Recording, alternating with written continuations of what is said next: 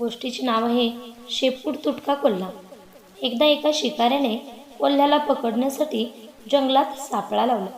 कोल्हा त्यात सापडता सापडता वाचला, पण सापळ्यातून निसटून जाताना त्याची शेपटी कापली गेली. कोल्ह्याचे शेपूट तुटले होते, पण करणार काय?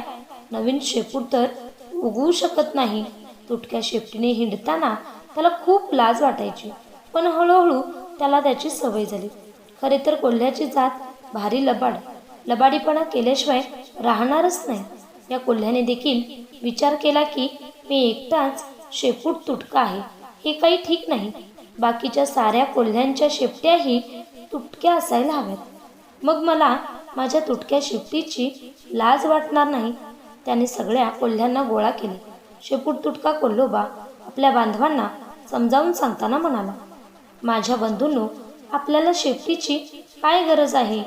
खरं तर आपल्याला शेपटीची काहीच गरज नाही. शेपटीमुळे आपल्याला पळताना अडचणच होते. शेपटीमुळेच आपण शिकाऱ्याच्या हाती सापडतो. मी माझ्या स्वतःच्या अनुभवावरून सांगतो, ते ऐका. सर्व कोल्ह्याने शेपटीचं ओझं झुगारून द्यायला हवं. कित्येक तरुण कोल्ह्यांना त्याचे म्हणणे पटले. त्यांनी सर्वांनी आपापल्या शेपट्या कापून घ्यायचे ठरवले. त्यामुळे शेपूट तुटका कोल्हा खुश झाला. कोल्ह्याच्या त्या टोळीत एक म्हातारा कोल्हाही होता.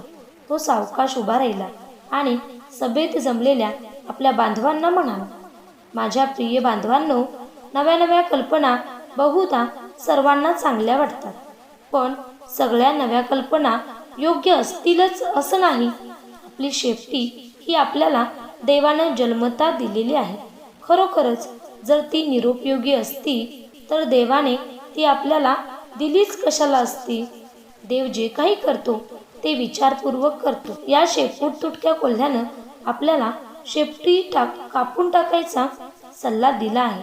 जर त्याची तुटलेली शेपटी पुन्हा उगवणार असती तर त्यानं आपल्याला असा सल्ला दिला असता काय? स्वतः शेपूट तुटका झाला म्हणून आपणा सर्वांना शेपूट तुटके करायची ही त्याची युक्ती आहे. त्याच्या या धूर्तपणाच्या सल्ल्यानुसार आपल्या शेपट्या जर आपण कापून टाकल्या तर मागाहून आपल्यावर पश्चातापाची वेळ येईल आणि आपण सर्वजण दुःखी होऊ. म्हाताऱ्या कोल्ह्याचे म्हणणे सगळ्या कोल्ह्यांना पटले. हळूहळू सर्वांनी त्या शेपूट तुटक्या कोल्ह्यावर गुरकावत तेथून काढता पाय घेतला. अशा प्रकारे आपली युक्ती फसल्यामुळे शेपूट तुटक्या कोल्ह्याचा चेहरा पडला. तात्पर्य, कधीही इतरांचे वाईट करण्याचा विचार करू नये. आपला डाव आपल्यावरच उलटू शकतो.